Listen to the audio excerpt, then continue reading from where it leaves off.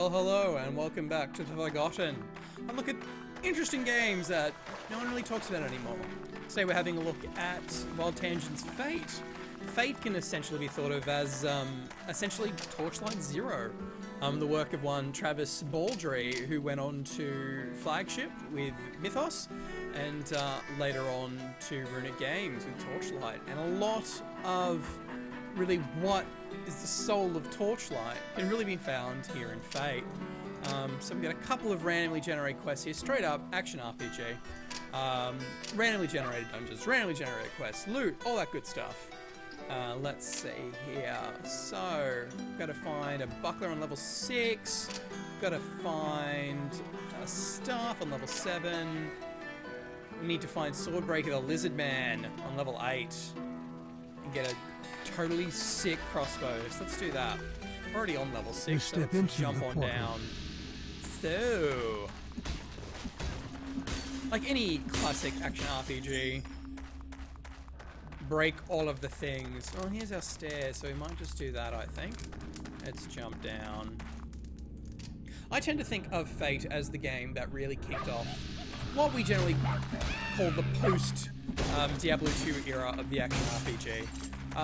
We're just those little fundamental things that sort of bring it all together really start, you know, coming to the forefront. The pet, obviously, we have here. All of that fantastic stuff of going to town for me and all of that. It's helping and attacking for me in combat.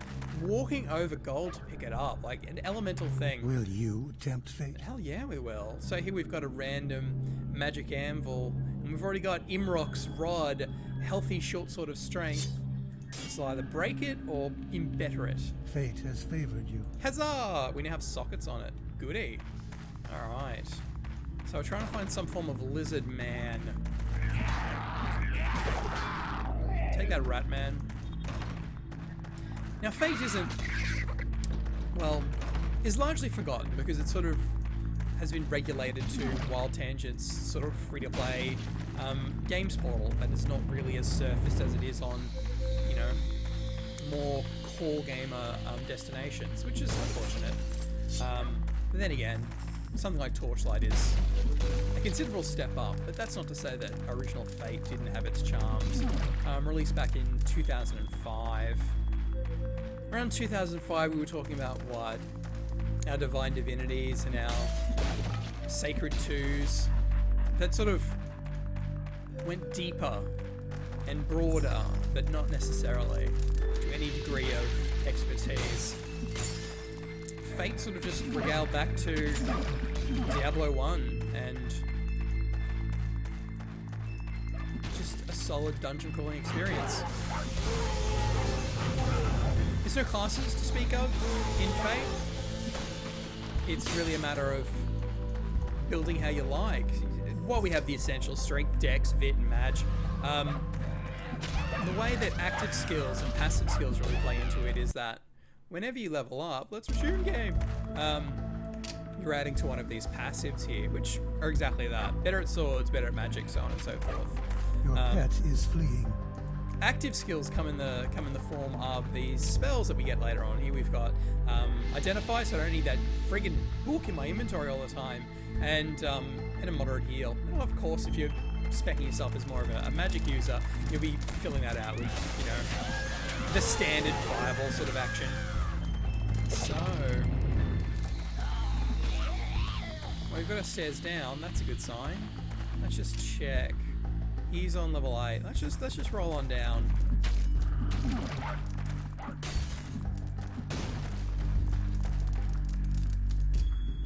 Deeper into the dungeon.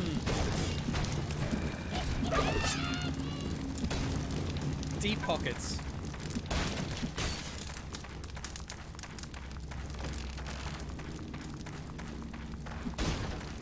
What's interesting about Fate is that the procedural generation system keeps going more or less ad infinitum.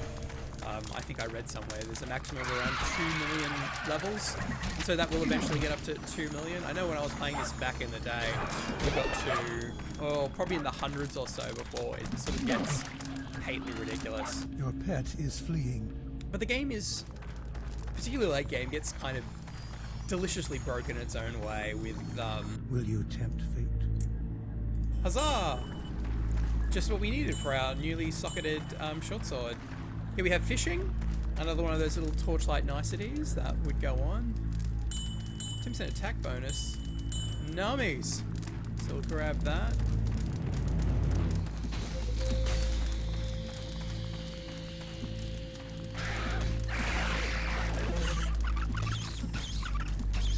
So where were we with all these cat rats? So, yes, certainly. Endgame got kind of broken as a lot of procedural loot was dropping things like giving you 15, 20% extra dexterity and things like that. Obviously, you stack that on stack that, you stack that, and we have a deliciously broken game. And a mimic! You always expect more loot out of that, right? Oh ha ha!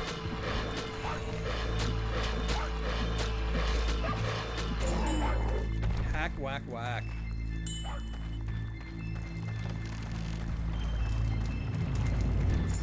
So we're trying to find our lizard man. Hard level cap of 99, all that good stuff. You feel refreshed. I do. We found the Kool-Aid fountain. So we'll head up this way. If there was anything I wasn't too much of a fan of as far as the level generation goes here in Fate, it was a lot of dead ends, unfortunately. They had a bad habit of sort of going around half the level like we've got here. And if this ends in a dead end, I'm not going to be remotely surprised. We have Diablo 2 stamina, unfortunately, as well. So many lizards! Your pet is fleeing. Zoomable camera, but sadly not rotatable camera, so you tend to pop into a button. Here is Swordbreaker, our quest objective. Big old lizard man. With half a screen full of resistances. We're running in 4x3, there's not super great widescreen The quest support. is completed. Huzzah! Back to Grigor.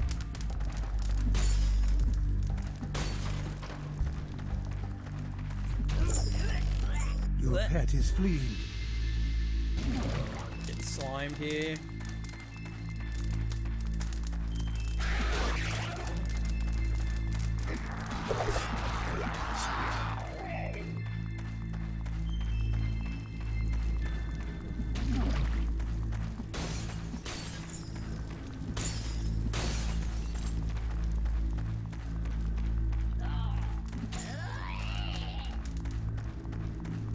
I still have, even though largely in any modern game, breaking a barrel is going to get you some amazing item. I always still remember back to that one barrel in the original Diablo that dropped like a yellow, just a super rare item. That was amazing.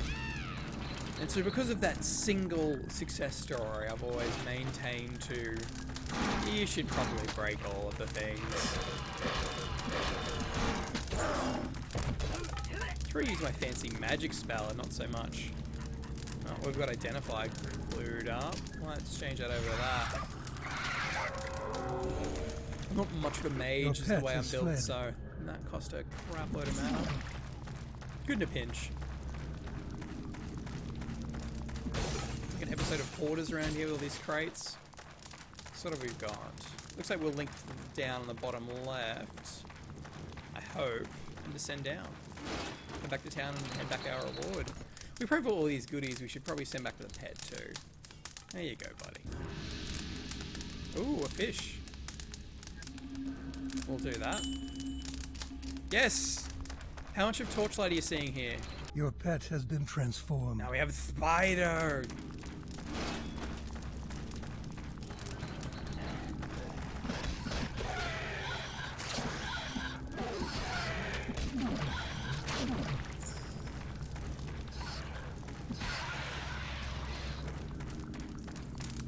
You are fortified. Huzzah!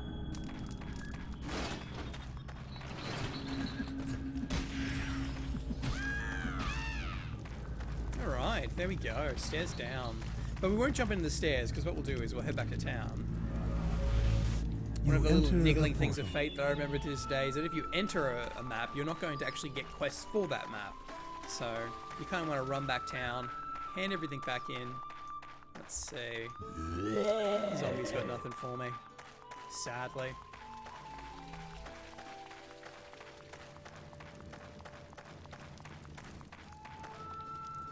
Who did our quest go to? Our quest went to Bregor. Where is Bregor? I suppose we'll find out at some point. Your pet has grown more skilled. You have gained in experience and skill. Thank you. Have gained fame. Haha, also the Renown system. What Renown actually did in Torchlight 2, I actually have no idea. Here it's really for, you know, unlocking more skill points and things like that. You have received my gratitude for dispatching Swordbreaker and its minions. Here is your reward. And a hardened light crossbow of spines received. If it's actually called received, that would be hilarious. And we're leveling up. The good old stuff. What can I say? I love building glass cannons. Yes, so, Fate. The long-forgotten Torchlight 0. Available still today. Wild Tangent, even after Travis Baldree left, did quite a few sequels and expansions to it. But what can you do? Solid. Still pretty solid today, I must admit. So, there we go. Forgotten no longer. Thanks for watching, gang.